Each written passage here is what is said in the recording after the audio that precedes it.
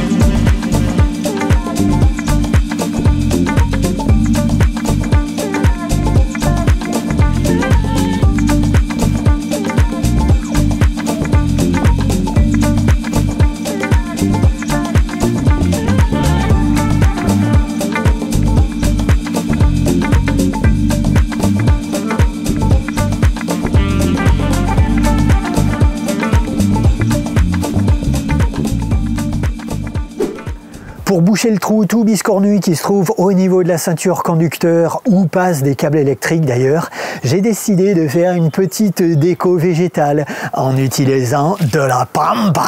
Sur le bord des routes en Gironde, on en trouve partout et j'ai entendu dire que c'est un invasif. Ça n'a pas vraiment un grand intérêt au niveau écologique. Et puis ce qui est bien, c'est que ça diffuse pas quoi. Ça part pas en sucette. Quand on le secoue comme ça, on n'en met pas partout. Ça c'est bon ça. Holy hell!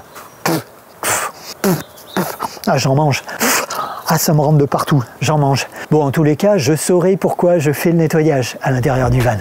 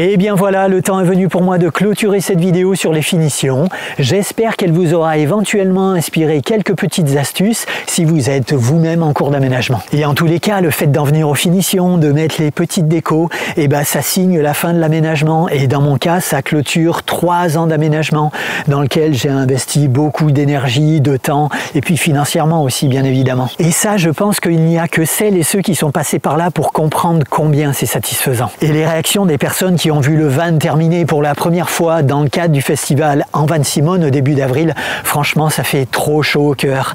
Il y a même une personne qui m'a dit que Manouka c'était son aménagement préféré et je peux vous dire que des vannes il y en avait beaucoup, y compris faits par des aménageurs professionnels. Donc ça franchement c'est la meilleure récompense et ça fait vraiment chaud au cœur. N'hésitez pas à partager le lien de cette vidéo, le petit pouce ça fait toujours plaisir. Pour celles et ceux qui ne sont pas encore abonnés, eh bien abonnez-vous, c'est bon pour le référencement de la chaîne. Moi, ça m'encourage à vous faire encore du contenu de qualité et intéressant, je l'espère. Et puis, activez la petite cloche, comme ça, vous êtes au courant de tous les nouveaux épisodes qui sortent régulièrement sur la chaîne. Quant à moi, je vous retrouve très bientôt dans la prochaine vidéo où je vais partager avec vous la fabrication de mes petits rideaux intérieurs à rouler qui vont me permettre d'avoir une intimité complète à l'intérieur du van, en complément de ma protection thermique sur le pare-brise et sur les vitres avant. En attendant, n'oubliez pas de kiffer la life, keep it up!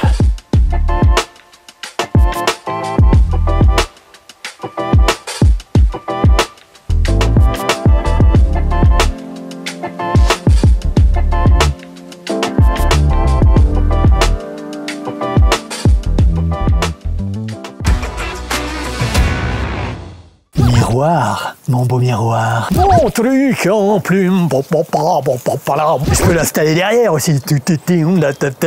Miroir, mon beau miroir. Celui-là, il faisait flipper, hein. Ouh là. Bah dis donc, j'ai l'impression que ça fait un petit moment que j'ai pas fait le pélican.